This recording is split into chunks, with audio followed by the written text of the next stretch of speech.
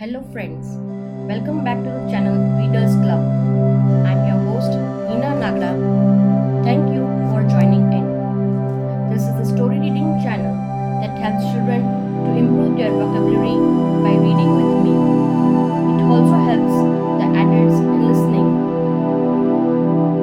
and incorporates the relaxation and meditation that helps the listeners with the bedtime story to help them to drift off with ease. Just take a deep breath, hold the moment, and then release. Today, I'm going to read the story Alice in Wonderland, Chapter 5 The Rabbit Sings Little Bill. Let's start the story. It was a white rabbit trotting slowly back again and looking anxiously about as it went, as if it had lost something, and she heard it muttering to itself, The Duchess, the Duchess, oh my dear paws, oh my fur and whiskers, she'll get me executed. As sure as ferrets are ferrets. Where can I have dropped them, I wonder? Alice guessed in a moment that it was looking for the fan and the pair of white gloves, and she very good-naturedly began hunting about for them. But they were nowhere to be seen. Everything seemed to have changed since her swim in the pool, and the great hall with the glass table and little door had vanished completely. Very soon the rabbit noticed Alice as she went hunting about and called out to her in an angry tone, Why, Mary Ann, what are you doing out here? Run home this moment and fetch me a pair of gloves and a fan. Quick, now! And Alice was so much frightened that she ran off at once in the direction it pointed to, without trying to explain the mistake it had made. He took me for this housemaid, she said to herself as she ran. How surprised he'll be when he finds out who I am. But I'd better take him his fan and gloves. That is, if I can find them. As she said this, she came upon a neat little house, on the door of which was a bright brass plate with the name W. Rabbit engraved upon it.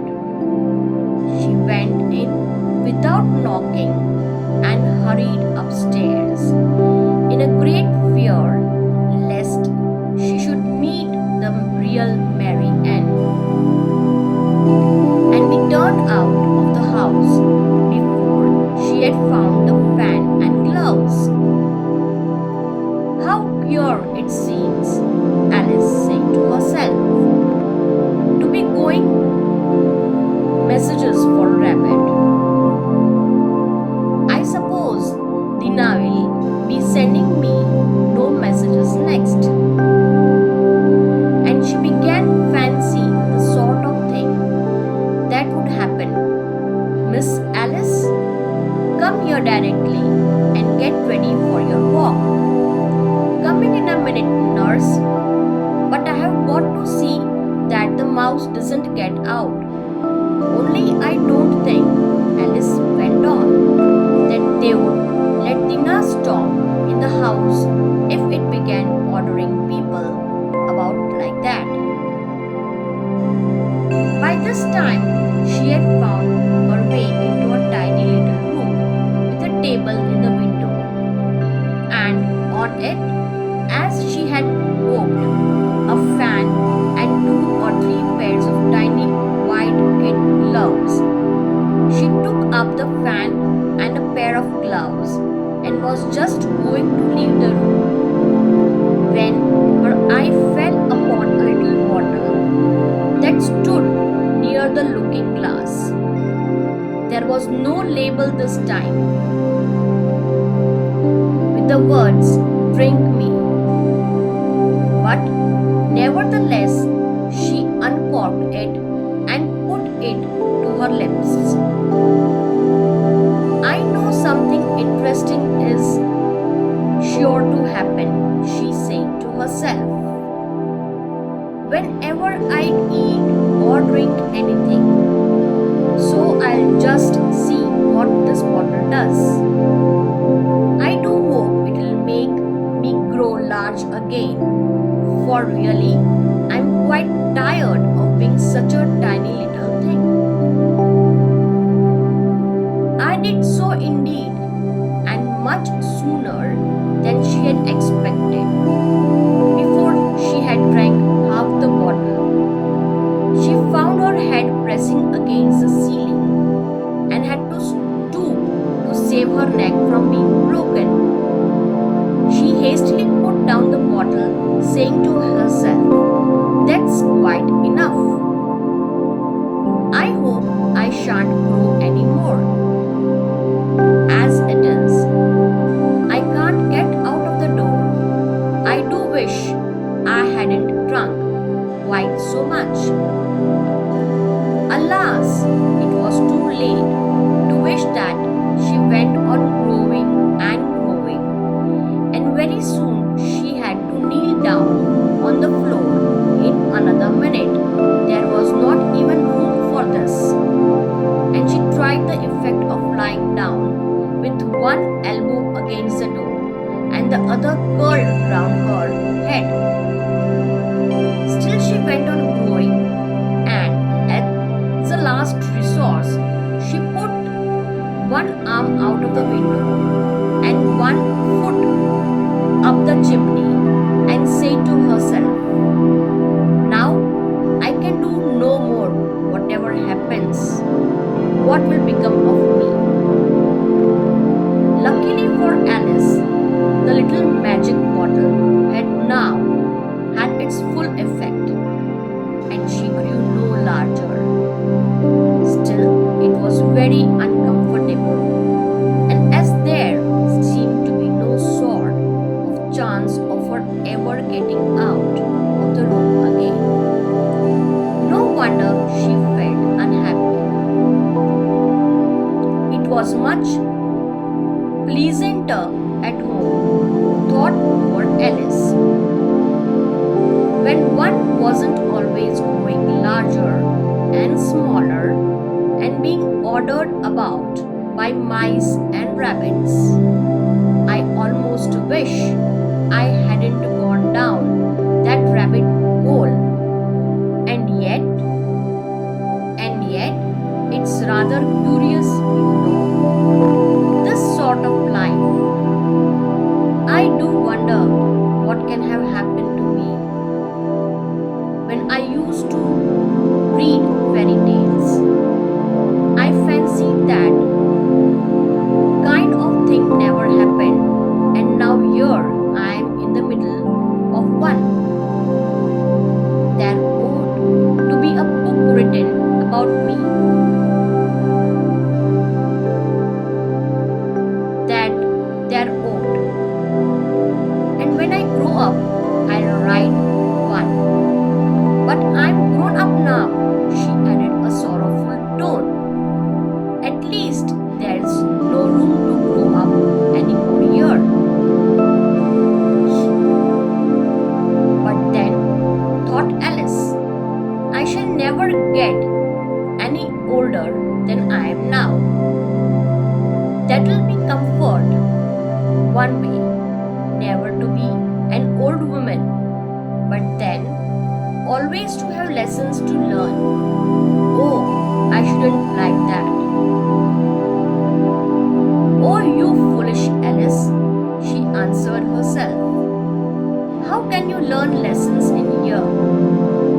Why there's hardly room for you and no room at all for any lesson books? And so she went on taking first one side and then the other and making quite a conversation of it altogether. But after a few minutes, she heard a voice outside and stopped to listen. Mary Ann, said the voice. Fetch me my gloves this moment. Then came a little pattering of feet on the stairs. Alice knew it was a rabbit coming to look for her, and she trembled till she shook the house, quite forgetting that she was now about 1,000 times as large as a rabbit, and had no reason to be afraid of it. Presently, the rabbit came up to the door and tried to open it. But as the door opened inwards and Alice's elbow was pressed hard against it, that attempt proved a failure.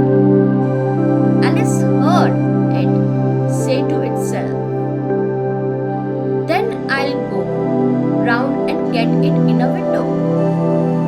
That you won't, thought Alice, and after waiting till she fancied she heard the rabbit just under the window, she suddenly spread out her hand and made a snatch in the air. She did not get the hold of anything, but she heard a little shriek and a fall, and a crash of broken glass, from which she concluded that it was just possible it had fallen into a wooden frame or something of the sort. Next came an angry voice. The rabbits, Pat, Pat, where are you? And then a voice she had never heard before. Sure, then I'm here, digging for apples, Your Honor. Digging for apples indeed, said Rabbit angrily. Here, come and help me out of this. Sounds of more broken glass. Now tell me, Pat, what's that in the window? Sure, it's an arm, Your Honor. An arm? You goose? Who ever saw one that size? Why, it fills the whole window. Sure it does, Your Honor, but it's an arm for all that. Well, it's good. No business there. At any rate, go and take it away. There was a long silence after this, and Alice could only hear whispers now and then, such as, sure, I don't like it. Your Honor, at all. Do as I tell you, you coward. And at last she spread out her hand again and made another snatch in the air. This time there were two little shrieks and more sounds of broken glass. What a number of cucumber frames there must be, thought Alice. I wonder that they all do next. As for pulling me out of the window, I wish they could. I'm sure I don't want to stay in here any longer.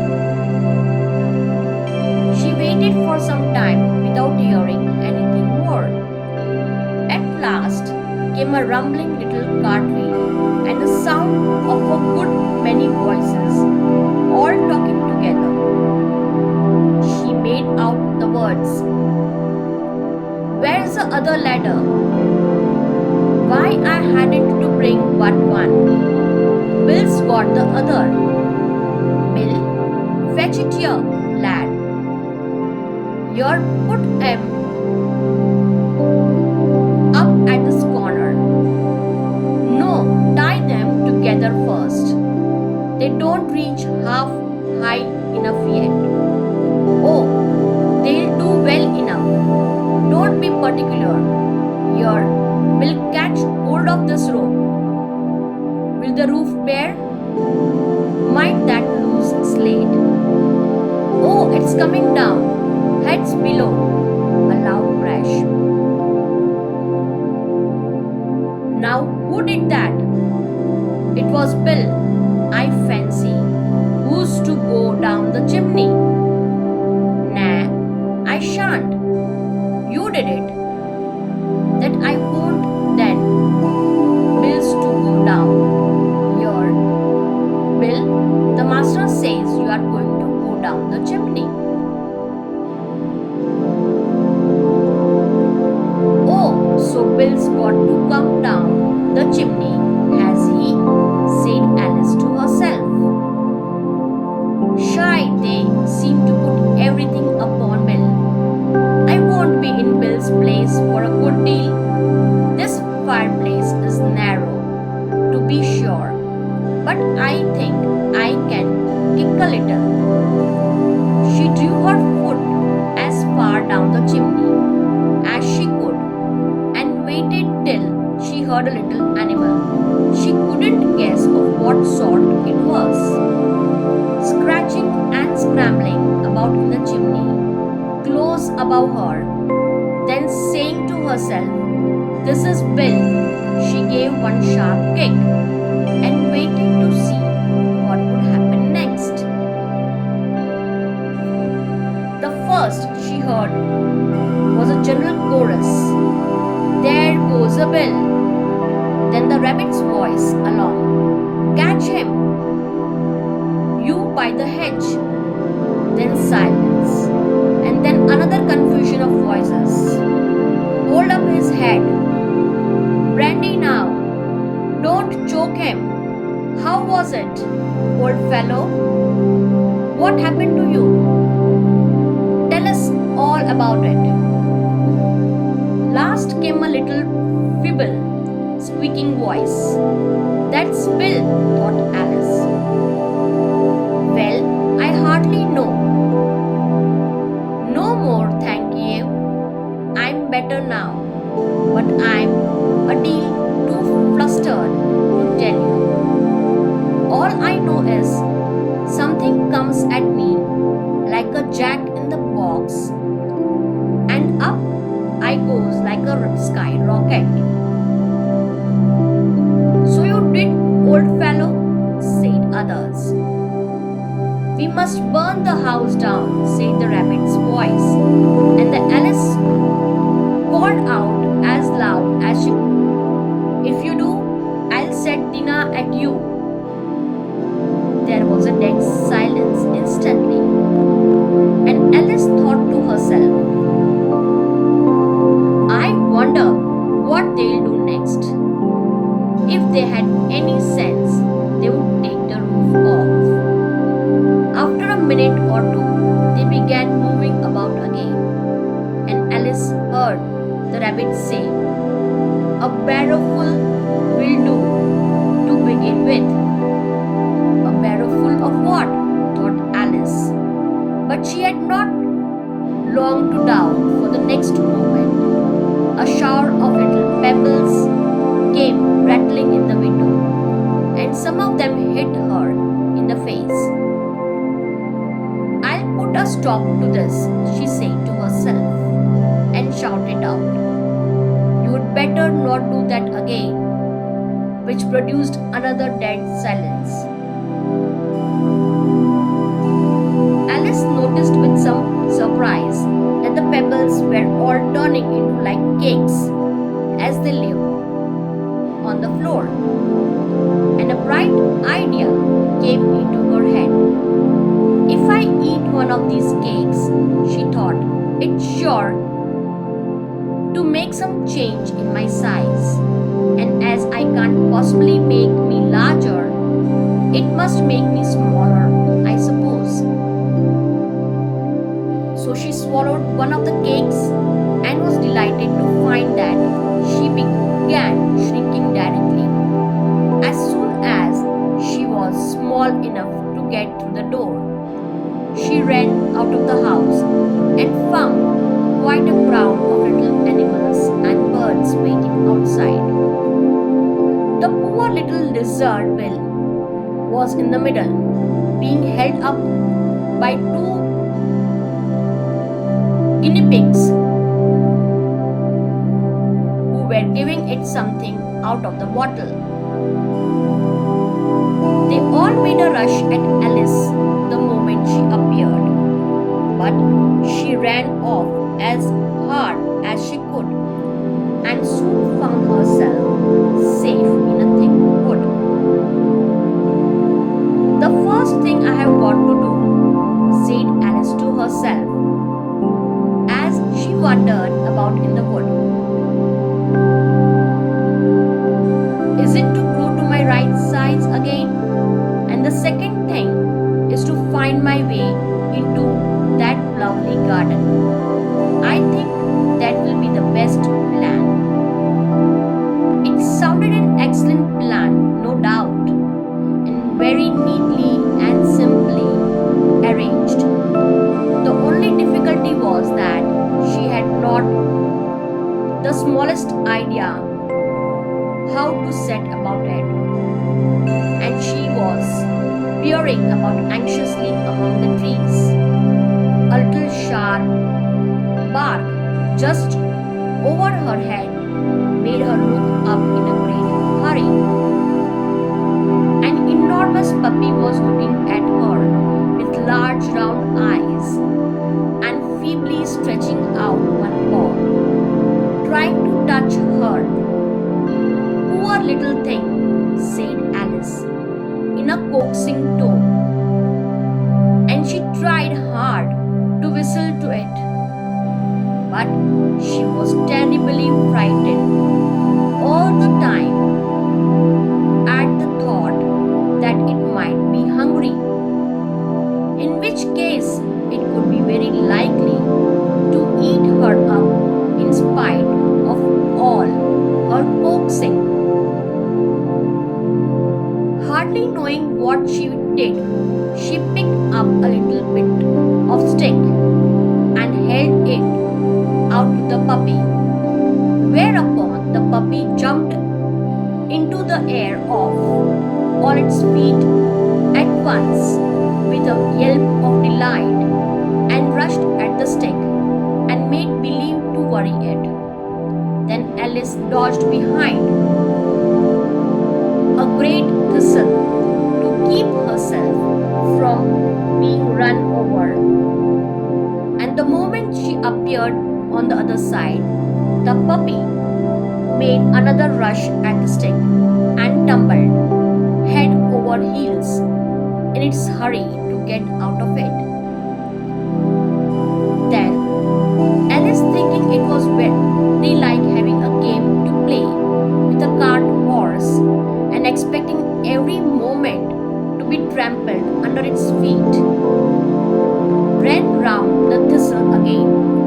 Then the puppy began a series of short charges at the stick, running a very little way forward each time and a long way back, and barking hoarsely all the while,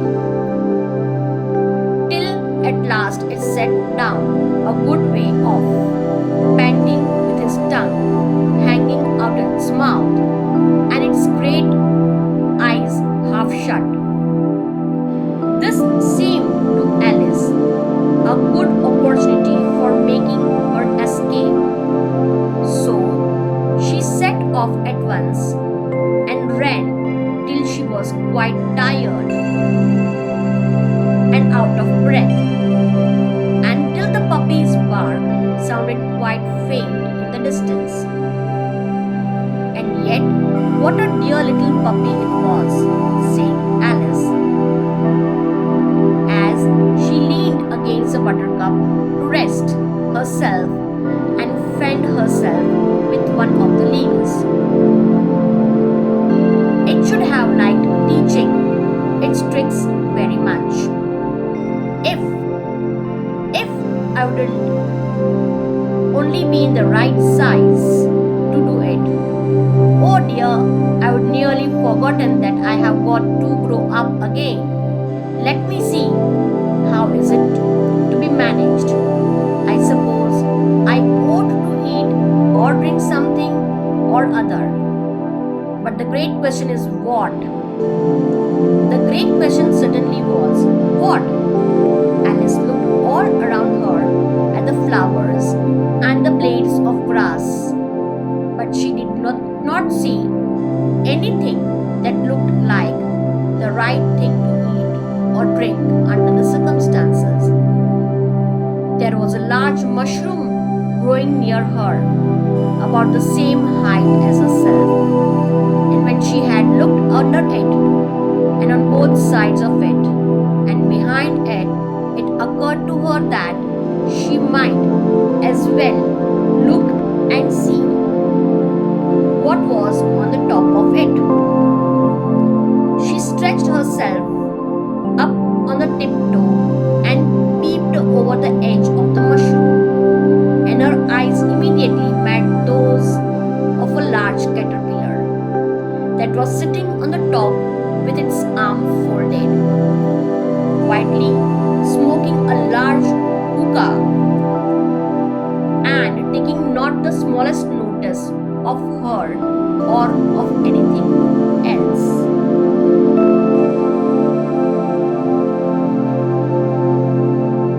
That's all for today. We will continue the story Alice in the Wonderland, Chapter 5, the next vlog. If you like the story, please share, subscribe, and click the bell icon so that you get the notification